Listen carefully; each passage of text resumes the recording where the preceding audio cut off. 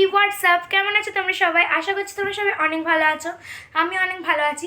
তো এই যে রেসিপিটা আজকে দেখাবো, এই রেসিপিটা আমরা ভাইফোঁটা স্পেশালি বানিয়েছিলাম, যে ভাইফোঁটার দিন পোস্ট করব। কিন্তু একটু কিছু সমস্যার জন্য পোস্ট করা হয়নি ওদিনকে, একটু দেরি করে পোস্ট করছি। ঠিক আছে, নো প্রবলেম, আমি জানি তোমরা বুঝতে পারবে, তোমরা অন্য দিন বানিয়ে নেবে এটা। তো রেসিপিটার নাম হচ্ছে চিকেন দো পেঁয়াজা। তো চলো আমরা রেসিপিটা স্টার্ট করি।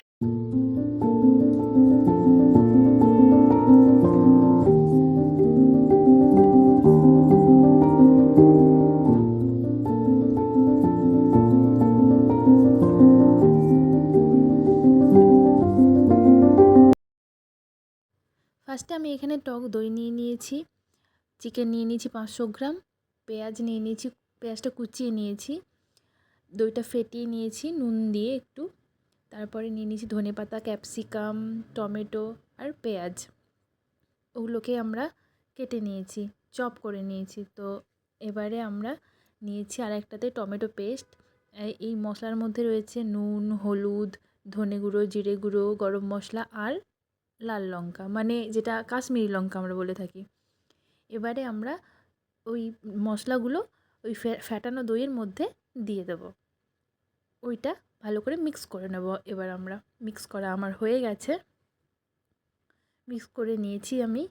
এবার আমি কড়াইটা বসিয়ে দেব।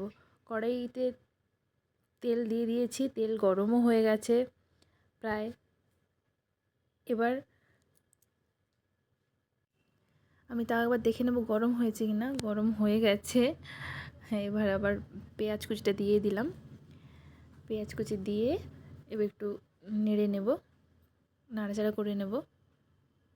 নাড়াচাড়া করেও নিয়েছি একটু, তোমাদের কাছে দেখালাম না।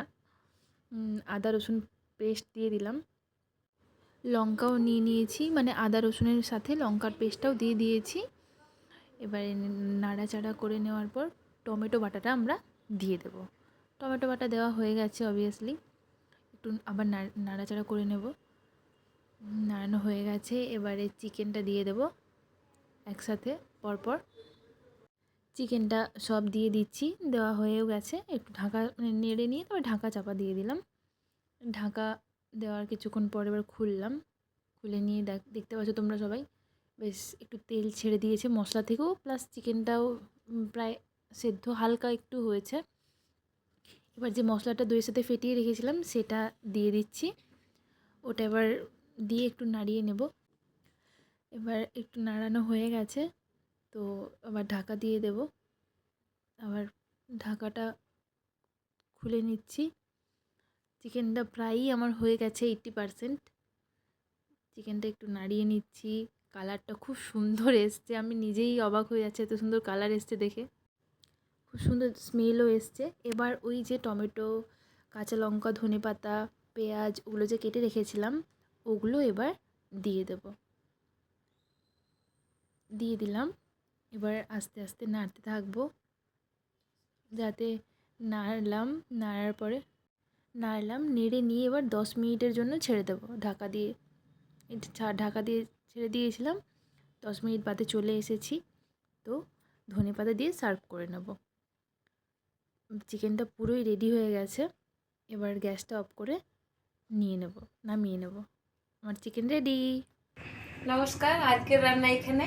আপনারা যদি রান্নাটা ভালো লাগে তাহলে নিশ্চয়ই কমেন্ট করবেন, শেয়ার করবেন আর বেশি বেশি করে লাইক করবেন, ঠিক আছে? আর যদি আপনারা ফেসবুক থেকে দেখছেন পেজটাকে আমার লাইক করবেন আর শেয়ার করবেন, আর সাবস্ক্রাইব করবেন যদি ইউটিউব থেকে দেখছেন। তাহলে নতুন ভিডিও নিয়ে আবার ফিরে আসবো। যদি আপনাদের ভালো লাগে আমাকে জানাবেন। নতুন কোনো রেসিপি যদি জানতে চান আপনারা কমেন্ট করে জানাবেন।